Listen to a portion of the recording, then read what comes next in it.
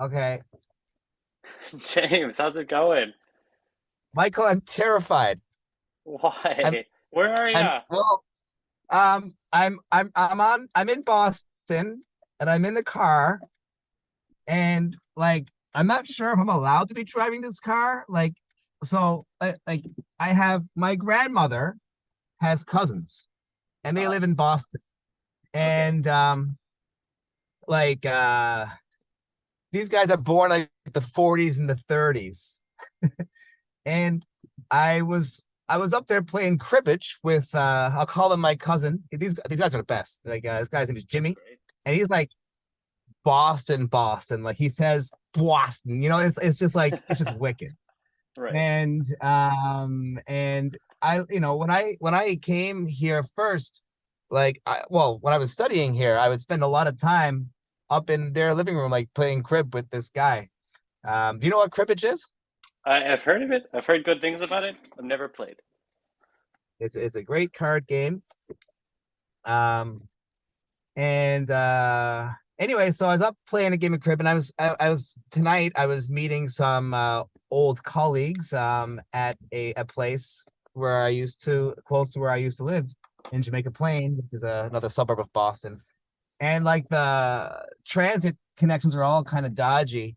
And so my cousin was like, "Hey, can you drive my car?" And I was like, "You want me to drive your car?" And she's like, "Yeah, it hasn't been driven in like a year." And I was like, "Oh, okay." Like it Just, would make things a bit easier. I don't want to, it's rush hour now. It's 5 o'clock, and oh my God. man, people here drive like every corner is like Rollins Cross, and people are zooming, and it's all like miles per hour. Like I don't know what a mile per hour. I mean, I know I kind of know. I haven't driven in the States in a long time, and like these numbers are scary. I don't know what the rules are anymore, and like in my phone it shows me like that I have to turn in 1.3 miles. I have no idea if it said 1.3 kilometers. I know how far that is. I Do you don't want know me how to far one point. do you want me to real time convert the miles to kilometers? No, I think that would be a really That's lame podcast. that's 2.1 kilometers, just FYI. Oh, oh, really? See, that makes much more sense to me. So I can relax a bit here because we're going like 0 miles an hour. But then I like got a wire. sometimes like there's a bike lane, and but then guys are like zipping on it. I'm like, I don't know if they're like just like being Boston. Like, am I supposed to be over there? Am I supposed to be over here? Then a bus like whips by, and I'm like, geez, like the bus is in the bike lane. I don't, Oh I my and God. I don't know. I think like I don't know how insurance works in the States, but I'm terrified about everything in the States. That sounds Because horrifying. Are you I just driving the car to drive the car right now because it hasn't been driven, or are you driving somewhere specific? Well, there's gas in it. Yeah. Well, I mean, I didn't really want to, but then really it makes everything a lot easier. Except that it scares me a little bit. Like Right. I don't. I first of all, I hate driving anyway. Like I hate Right. driving everywhere.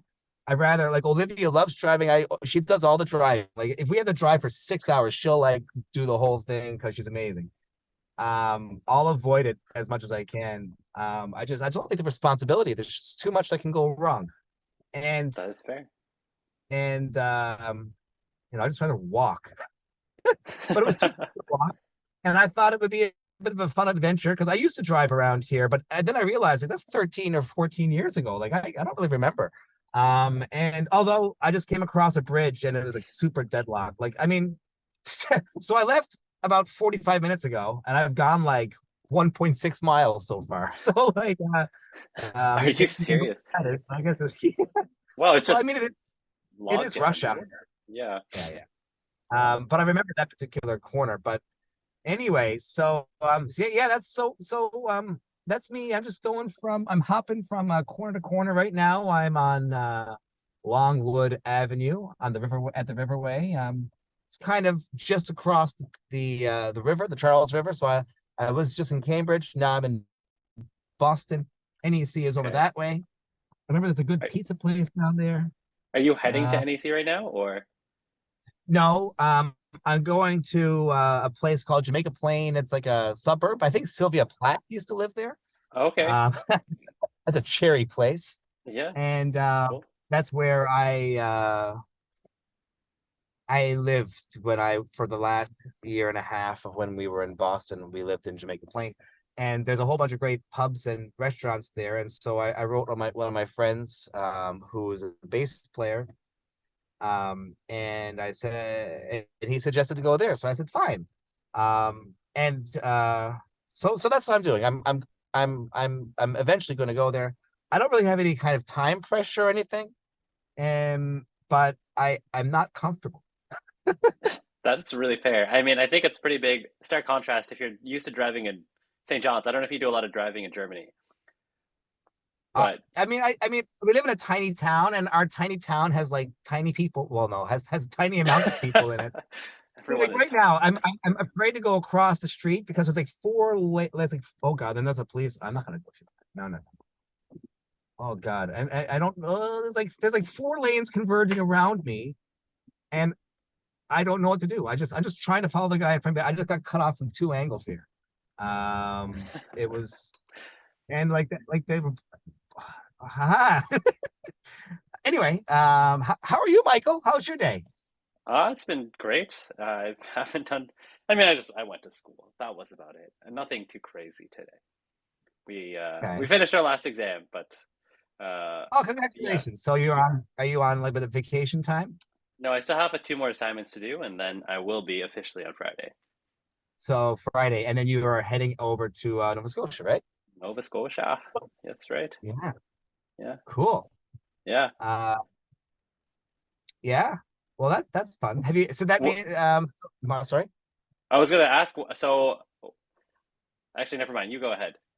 No, I don't. I don't want to interrupt your I was thought just curious process. what how we're gonna. I was just curious what we're gonna segue into music wise, because Well, well, Boston's a great music city. yeah, There's a it's fun to kind of reconnect. When you go to Toronto, I'm sure you meet up with your yeah, your friends and stuff from studies. for And sure. so I've got some friends of mine here who I haven't talked to in like 12 years. And but they've been, they're not from Boston, but they continue to live here for work. That now they're teaching at Berkeley or they're teaching at NEC, Great. Yeah, uh, and doing cool stuff. They're great players, and uh, it's fun to kind of catch up with what people are doing and to kind of share what I've been doing. Um, so that's great. And like, one guy I met is they talk about making plans about coming over and playing in Pew. He knew some of the guests that we had recently, and I told him about the podcast. He said he's gonna check it out, so maybe he'll hear this. So sweet. that's pretty That's good. awesome. And yeah, like it's just fun to kind of share what I've been doing and kind of get some feedback on that from folks who are still here and like doing all kinds of great stuff here. So that's one thing. That's really cool. Um, Yeah, it's nice to also. I mean, it's nice to follow friends' careers to see how they evolve over time too. yeah, It's yeah, and I've it's yeah. I've been watching these guys from afar. Like, we're not really talking much because like there's not really usually that much to kind of be talking about like online. But I've watched them release their album. They've been listening into what they've been doing, and they've been doing cool gigs, and so it's fun to talk and catch up after like what is I mean this guy who I saw this afternoon. Geez, I don't know. I mean, maybe I saw him in 2016 last, so it's like what, Mm, 7 years ago, and seven 7 years. Yeah. yeah. And another guy who, I mean, the last time I was in Boston was 2018. Um, and so so yeah. Um, I was only ever in Boston once, actually. It was for 12 hours. I would have loved to check out the city more, but I came for a grad audition for grad school, and it was the day. of the worst snowstorm in Boston history. Oh And wow. so I had an so I came and I landed, and the at the airport, the airport security was like, "Oh, you're coming to Boston right now? Are you sure you want to be in the city? It's going to be really bad tomorrow." And I said, "Oh, I guess." And I drove into town and went to the hotel and saw the forecast. And basically, it was the night before my audition, but they had already even closed the city, or they were foreshadowing that they were going to shut down the city. And I thought, oh, I had an audition in New York the day after, and so I had Uh-huh. to change my flight and leave. Um, and I got out just in time, and the city had shut down for like 3 days. So I would have just been in Boston for those 3 days with like a completely shut down city.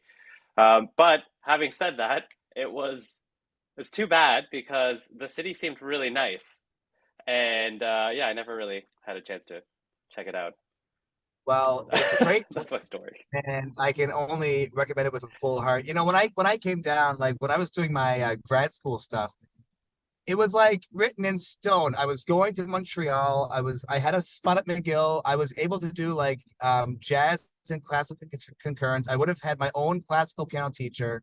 And I had a full ride, and I had a place to stay, like an apartment with Steve Lilly and like Victoria Right. McNeil. Like everything was like clear. I was going to Montreal. It was done. But I thought it would be fun to kind of go down to the States and like audition for some schools in the States and like just for the experience.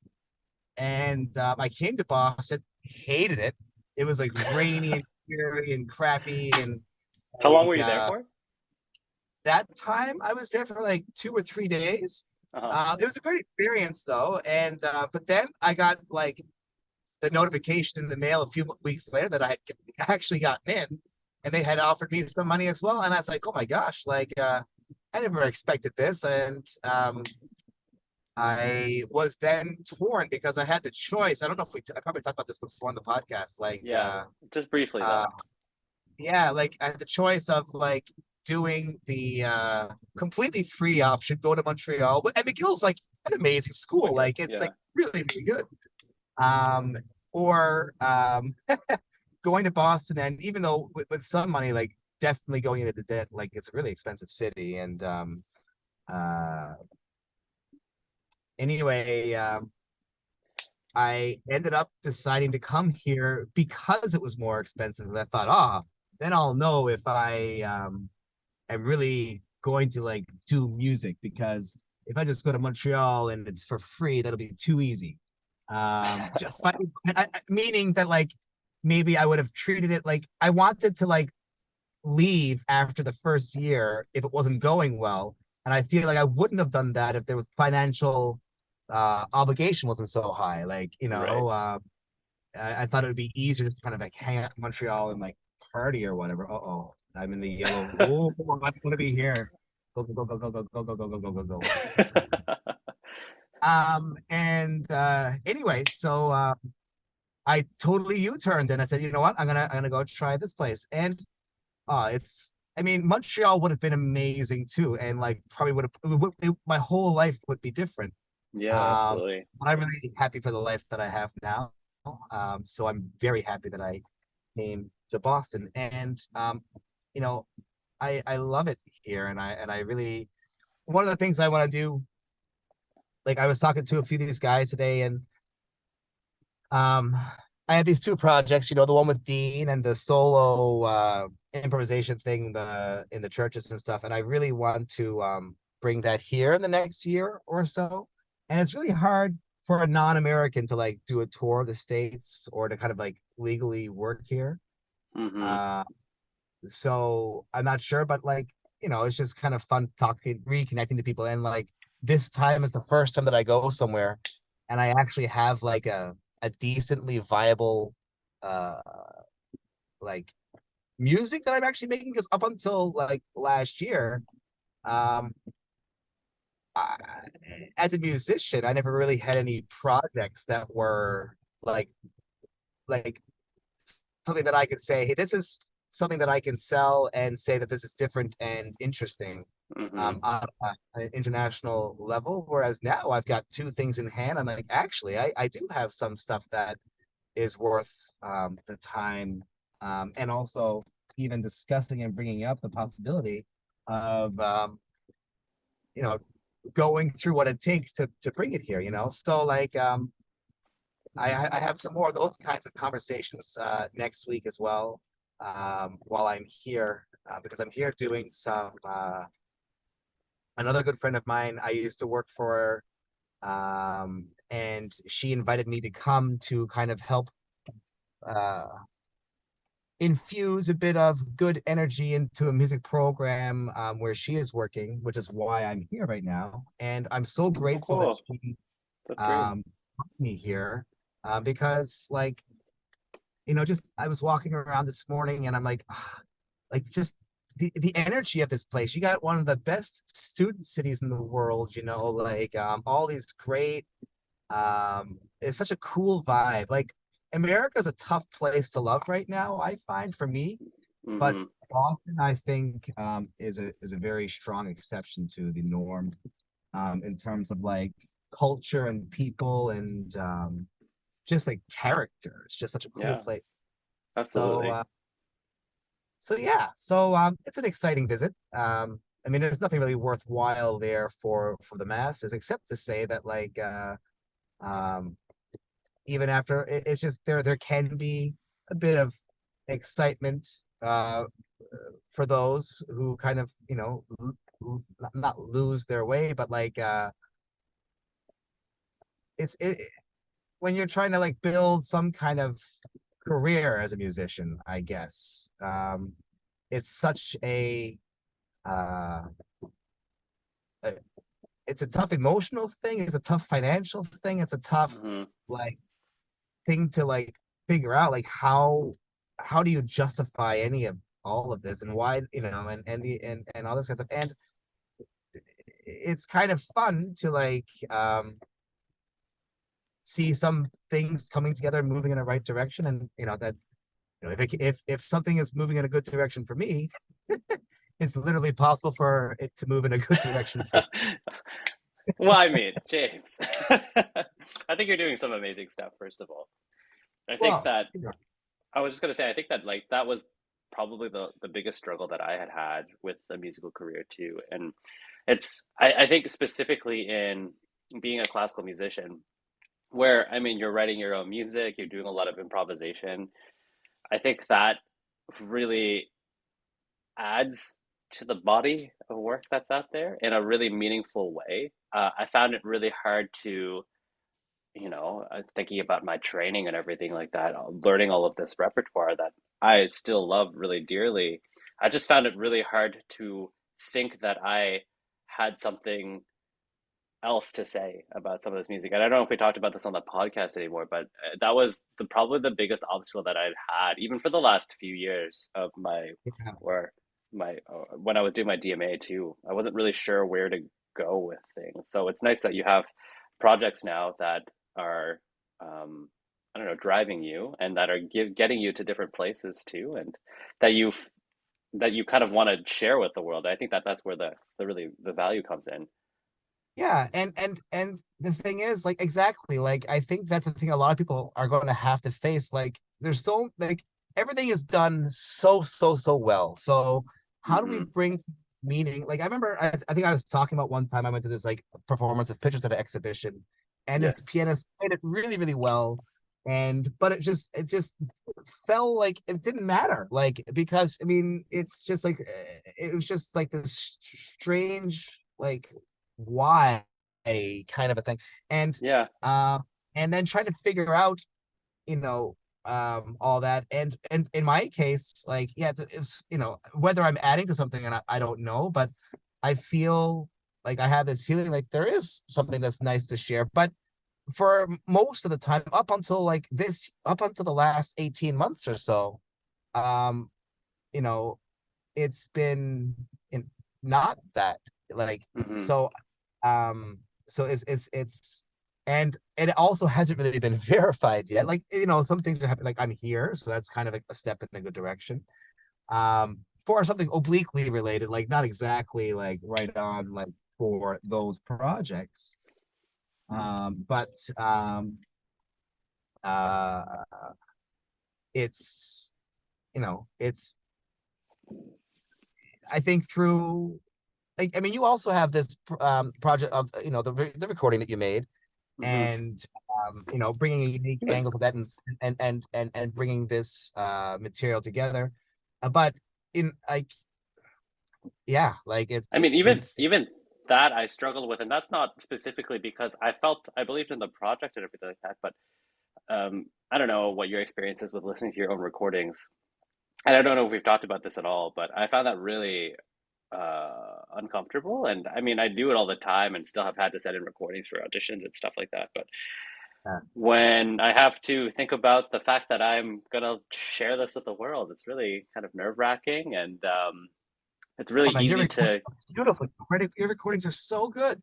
Like But like any tiny turn or any like small detail that you don't feel is really there or could be done better. It's like, oh well, I can't do anything with this now. It can't be changed. It's just whatever I had recorded is whatever I can share with the world, and that's yeah, hard. I don't know. and let's with there came a point, and it was around when I did that Nightscapes recording. That was like the first recording where I listened to myself, and I was like, "Oh my God, this is actually like sounding like real music." And and up until that point, I never enjoyed anything that I really recorded classical because I've only ever recorded classical music. Hmm. And when you're recording classical music, yeah, there becomes this kind of thing. Now, again, listening to your recordings, I mean, I wish I could execute something with that level of finishedness. When I record something now and I improvise, I enjoy listening to it because I forget what happened. Like last in November, like 3 weeks ago or 2 weeks ago, the 23rd, whatever day that it was, I did one of these like cathedral improvisations Yeah. again. And I remember like for a couple of days after, so there was this moment that was really, really nice. And there was a lot of it which felt like garbage. And I went back and I listened to it and like stopped. Okay, there's a stop sign. Hold on a second. This is also frightening. Like it's my turn. So please, thank you. Oh God. Um ah, I made it. Are you there? I'm here, but I'm actually an hour early, so it's actually fine. Just oh, there's nowhere to park. That's great. But um, it was like rediscovering these things, and there's so many imperfections. Like there was Hmm. one melody that I was playing, and like I cacked a note, but then I just the way that I do that, I just repeated a bunch of times. So Yeah, this exactly. and so I've gotten a lot of enjoyment out of doing that. But I think it's different with classical music. It's a bit trickier, like for sure. And I mean, Because yeah, oh, sorry, go ahead. no, that's no, you go. I was just gonna say I mean, those recordings were sitting on a hard drive on my computer sorry, on a hard drive for about 2 years until I So dug them up and was like, okay, I guess I should do something with these. They shouldn't just be sitting here. yeah, Yeah. But so like, but it was like a real mental process of actually deciding to do something with it. Anyways, what were you gonna say? hold on, I gotta let this guy out, and hopefully the person behind me back up as well. Yes, I see you, but you're right up my butt. She's beeping. People beep here like crazy. Of course. I can imagine. Um, over here, I think they call them mass holes. Now, I don't like to curse in the podcast, Well, you're but not, it I guess, yeah. it has the letter M in front of it. So Yeah, like for exactly. masses. It's a totally different word. Yeah. So now the person has the reversing lights on, but they're not coming out of the parking place. Sorry, podcast listeners. Oh, now they're coming out. Well, this is part of the podcast. This is Add some part of the variety, podcast. It's the some adventure of spice. finding a parking spot in Boston, and I got one. I hope I don't get shot Wow. by. Okay, am I in the D? There's a D button. Okay, I get out of this guy's way. I go in here. I hope this guy wasn't waiting for this one.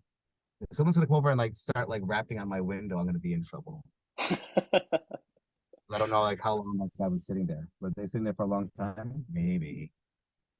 They're gonna be mad with me. Did you get the spot?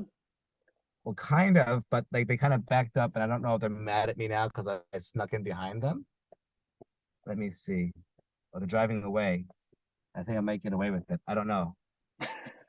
I gotta try not to look and definitely not get out. Oh, it looks like I got it. They drove away. Well, that's kind of horrible because like I didn't really realize. I thought he was. It's really confusing here.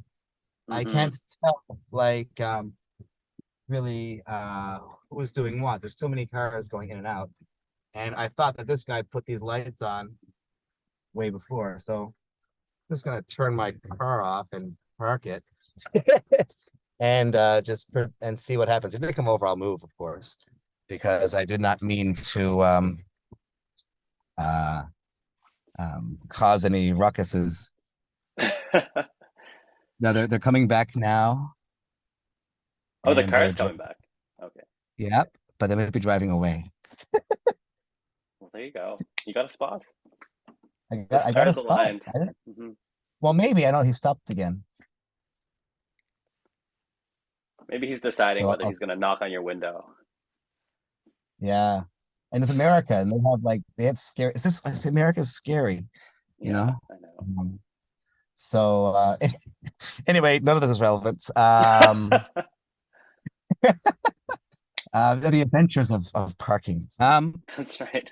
New podcast. This is a We're, we're, spin-off. we're yeah. Well, we got to come up with new ideas. No, we don't. Actually, there's a whole bunch of themes which are. Oh, he's is he gone? Okay, so yeah, so that's there we go. I think I'm safe, and I'll just kind of squat here for a bit. Um, yeah. Oh, I can turn the lights off though. Okay, so what were we saying? Were we talking about your recording? We were just talking about the act of putting something out into the world. Anyways, I was just saying that it was sitting on a hard drive for a couple of years, and then Yeah. I had finally taken initiative to do something with it, but I don't know. I don't know if everyone feels like this, but I was just very self-conscious about it, and I was really nitpicking a lot of things in it, and I don't know. I kept talking. I kept wanting to do something with it, and then just talking myself out of it. And I did this loop like 6 or 7 times before I finally got to the point where it's now an album that I've made that I'm going to release in it's 13 wait no a month and 13 days, so 6 weeks. Oh wow. Okay. And Yeah. how happy are you with it now after all that? I don't know. I I mean there's always going to be things. I think that that's kind of Can you the turn never off your ending. analytical? Can you turn off your analytical mind when it comes to that? Like, can you like try to like listen to it more objectively? No. I mean I find it difficult. I'm always just kind of thinking about that stuff.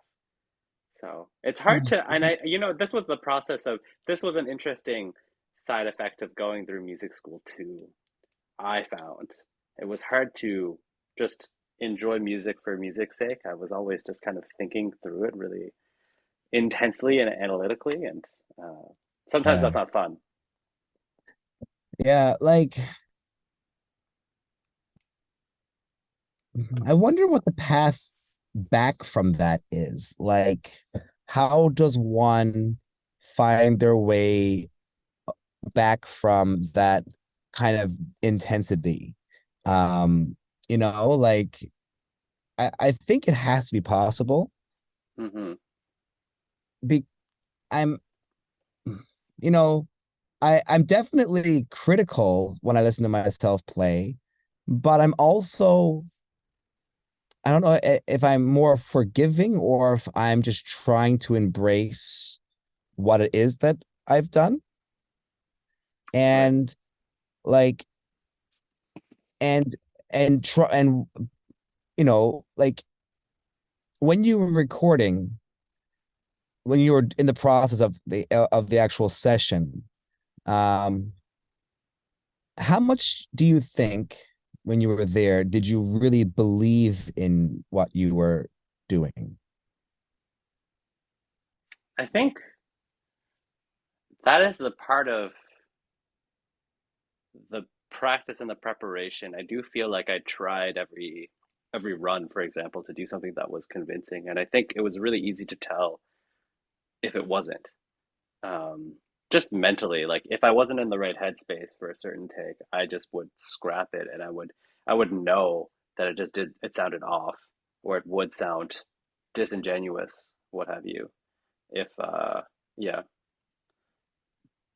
um, I don't know if that answers your But question. but like when like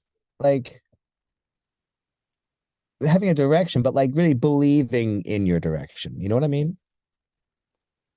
In terms of the performance itself, or in terms of the project?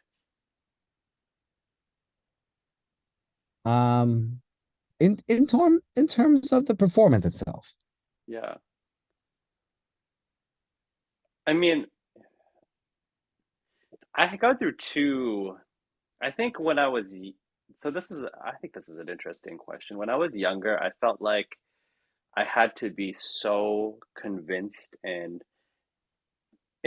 just wrapped up in that performance process. I had to like live that performance somehow. But as I got older, and maybe performed pieces more and more, I found it harder to engage with that But I mean, really you use the passionate side word of it. convinced, right? Yeah. Convinced is, for me, it's a different kind of thing than belief. Do you Hmm. think? Like, how would you, like, well, what's the difference between convinced and belief? Well, convinced for me means that like you have to really to force yourself to believe in something, to like be absolutely Mm, certain of something. Whereas belief, there's a lot more fallibility allowed. Like, not fallibility is the wrong word, but like when you believe in something, it's like more heart. And when you are convinced in something, it's more a decision. Does that make sense? yeah, it does. What do you think? It definitely does. I I feel like, and maybe this is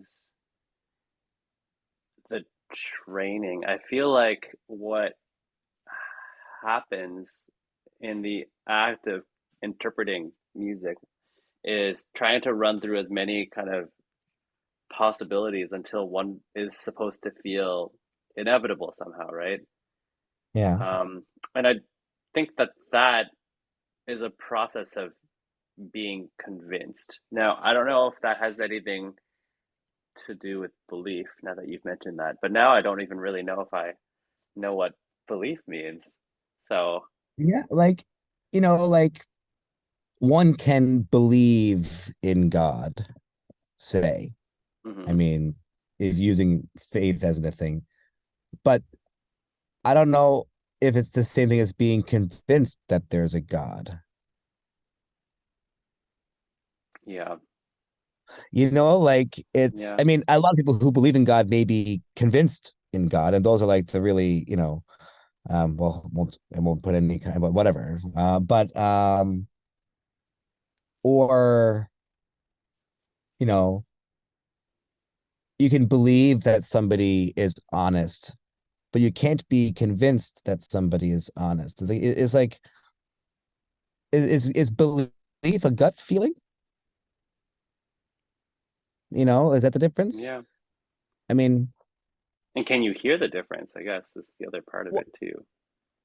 you see, If it, like, yeah, because here I think it's a good musical example.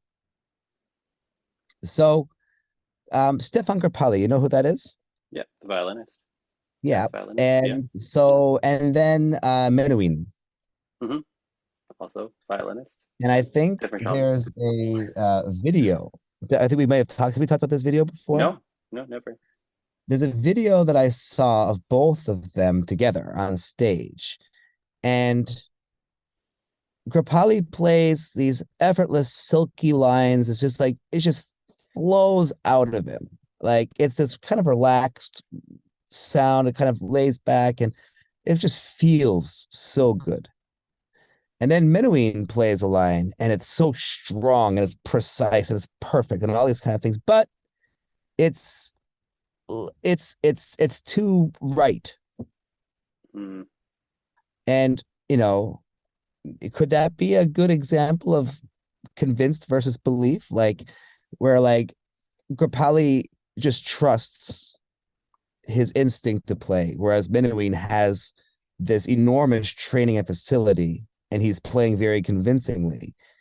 But in that style of music, the convincingness detracts from the authenticity of the performance because one is more, or not the authenticity of it, but for me, it just felt colder, you know. right. And of course, he's got, it's not that he's like playing without heart or anything like this. It's just, for me, it was a different feeling of like the resonance of like, you know, of that It's music. it's an interesting example too because Menuhin, as you might know, was also a pretty precocious child prodigy. Well, to be And honest, I know very, very little about. So, how do you pronounce his name properly? Sorry. Menuhin, I'm not really sure actually. Okay. Because Um, I've only really seen it. I don't know a lot about violinists, mhm, and I know that he's super famous, and I and I know that he recorded with Glenn Gould a bunch because I had mhm. that CBC disc set. So I know that like he's like, and I know that he's like such an important figure.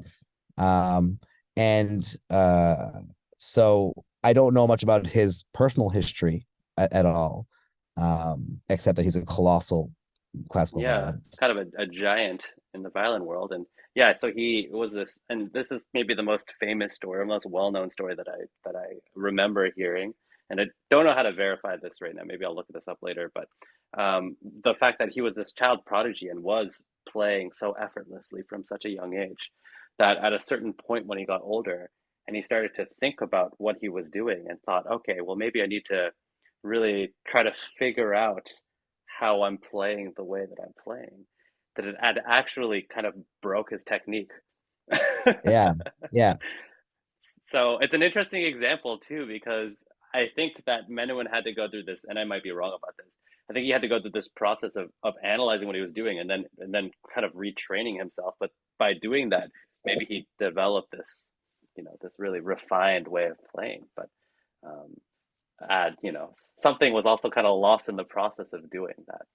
And it's funny yeah. that you bring that up, and especially with Grappelli too, because well, you think about. I'm curious about how he had trained too, because you can't become this good as an instrumentalist Yes, without that oh yes, rigor, you you can. know?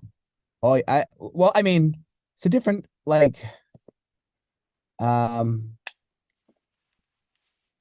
I'm sure, of course, he played all the time, and he played piano as a child at these silent movies and stuff, and would kind of improvise at the theater. There's some records of him playing piano with Django, and but I think it's a different kind of flow. It's a different kind of thing that you tap into. I mean, he never really played like crazy double time stuff that I've heard. Not that he couldn't. And like when he played in this kind of duo with, or when it was like him back and forth, like he was just playing these relaxed eighth notes, but they all just felt so good, Like it's just like this thing. And I mean, I don't know enough about Grappelli's upbringing, but I would imagine, it's the same thing as like say trad musicians. Mm, Some of the people in home right now are incredible instrumentalists when it comes to trad music. Aaron Collis, think of the one guy, and Graham Wells. And these guys, from my understanding, I mean, I never asked them, but their way of learning is playing the tunes a zillion times. And mm-hmm. through that, they're not like, I don't think they're like shedding scales and getting crazy ripped Yeah. technique stuff. And they play with this effortless flow that has kind of like a, within that style, an infinite. required speed, they could just effortlessly play like so flowing lines beautifully. And it's along that kind of a line, I think, more than like in the classical tradition. I just wonder how you, even if you, I mean, I still think there's a kind of rigor to that. If you're playing the same There's a tune rigor. 3,000 Totally. times. And I think, Yeah. I don't know, I still think that It's a there's different something kind of about that that's rigor. like, yeah. But I feel like, how do you believe yourself if you're doing that many times without actually having to? I feel like well, this is my experience at least with both listening to music and just playing the same repertoire 100 times. It's you kind of get it becomes normalized in a way, or you become desensitized to the different, even the different harmonies or the, like, the big events that happen in it. And I think, I don't know, after a certain amount of performances and a certain amount of experience, how you get the same life. Well, in Yeah. these tunes, there's a lot of variation. There's a lot of, sometimes I mean, I was playing with Graham there last time I was home, and we played a melody. He played the same melody 12 times, and it was 12 different times, the same melody, but like sometimes instead of going like not gonna like but It's like scat. sometime Yeah. yeah, I'm trying to think of like this thing he did, like, but he came down to the melody da da dum like this when before it was da da dum. So like, approach it from the other way, and he did that the sixth time or something, and it heightened it that much more. And then doing these different little trills or ornaments and stuff like this. And then of course in jazz improvisation, like you're playing the same. So Oscar Peterson's playing the same licks over and over and over again. But I mean, you can uh also reconfigure it so it's never really exactly That the is same. true. And so there's a level of variation in it. Remember my friend Uli Habazetz, who is this moderator for the Bayerische Rundfunk Jazz program over. He said he did an interview with Igor Levit. You know Igor Levit? Yeah, yeah, yeah, yeah. And he Great, said, great set of how, Beethoven sonatas. yeah. And apparently Levitt told him that like he tries every night, he doesn't improvise, but he tries to do it, he tries to vary it somehow. Um, phrasing or whatever kind Hmm. of thing that you do. But he said every night that I play this Schubert sonata or whatever it would be, I try to, and I guess that's how you can keep it alive by Yeah, not playing it the same way twice. Of course, it gets a lot harder in the classical repertoire because, exactly. And I feel like you kind and of you can like incohere the structure too. You do one thing, it affects all the other parts of it. And I find that, yeah, yeah, it's really hard to, yeah, it's yeah, navigate. terrifying. I remember like what's the Ottawa Angela Hewitt? Hmm. Like she gave a master class at NEC a while ago, and she's like well, she does these ornamentations and stuff, but she has them all planned out. So she has like maybe four possible Hmm. ways of playing variation three of the Goldberg variations, but like it's always one of those four. Whereas Levin, just Robert Levin, another great improvising classical Hmm. pianist, like he'll just do it off the cuff, and she's just like, that's just insane. Yeah, yeah. So uh but yeah, anyway, It's such a belief. different, I mean, I think it's such a different world too. The way, I think the way that we prepare in classical music is so, it kind of almost has to be like that. I'm not even sure we can just off the cuff. I don't know. I don't know how much freedom there is to do that kind of stuff. Yeah, that's just a difficult thing to navigate for sure. Yeah, we should have Pat Cashin on the podcast, and we'll talk about improvisation There and you go. things, because he Had does it. some really cool stuff too. Yeah, I know he did his dissertation on Mozart cadenzas. Hmm. Hmm. And he does really cool lead-ins and little like transition things. And there's also some really in the jazz world. There's this guy Jelly Roll Morton. Have you heard of Hmm. him? Yeah, I have. Yeah. And there's a bunch of things with him Best talking name about ever, like by the way. it's pretty sick. And that reminds me, there's a pretty nice donut in my bag that I haven't eaten, but I'm trying.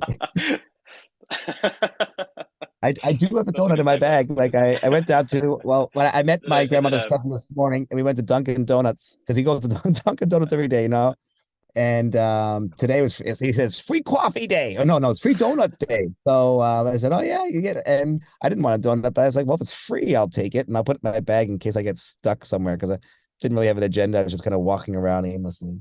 Is it a jelly So roll donut? yeah, jelly roll. Well, yeah, it's a Boston food donut. Oh, nice. Um, well, jelly roll Morton, and he's talking about he breaks down like, you know, he claims to be the first jazz pianist, and he says this is what makes jazz piano. And he's like, you got to do breaks, and this is what a break, and he kind of labels all these different elements, very similar to like what Pat is doing, and there's certain Hmm. things which you can manipulate in certain ways in which you can manipulate it. Um, but I think, yeah, like maybe that that line of belief in convincing or convinced might be a good way to kind of mm, separate those two worlds, like, or not to separate, but to kind of a lens in which to view them. Yeah. Um, I don't know. I think this is a I'm just good, talking here. yeah. I think this is a, I think this is good. Is fodder the right word? I think this is good fuel or good idea to continue with for the next podcast episode, I think. I think we're kind of maybe maxing out in terms of time, Yeah. in terms, Oh, my yeah, mom's gonna get mad at me yeah, if we're exactly. Right. yeah. I feel like, yeah. Yeah. Well, well, we can cut out half of it because like me driving in the car. Well, Um, that's the best part, I think. yeah, well, we'll see. I hope that the sound is somewhat reasonable. I mean, we're not really known for our amazing audio engineering, although I think We're today might be not? particularly. I mean, it's not bad. Well, yeah. So we can see we can review our Yeah, hopefully it's usable. yeah, I for, didn't want to put for sure it headphones in. is. I was too afraid to drive with headphones in, Yeah, that sounds fair. That's fair. because That's fair. they're really in there, and then you can't hear Hmm. anything, and I didn't know how many of my senses I needed. I felt like as many as possible. Probably, probably Um, seven. Yeah. yeah. Um, cool. Let's Well, remember Michael, this I for the guess next we'll episode. call it a night. Yeah, and to be continued. And This whole talk yeah, on for sure. belief and conviction. And yeah, well, have a great evening. You Or too. yes, thank you. And I'll talk to Enjoy you later on. your catch up. Yeah. See Yeah, ya. thanks. Bye.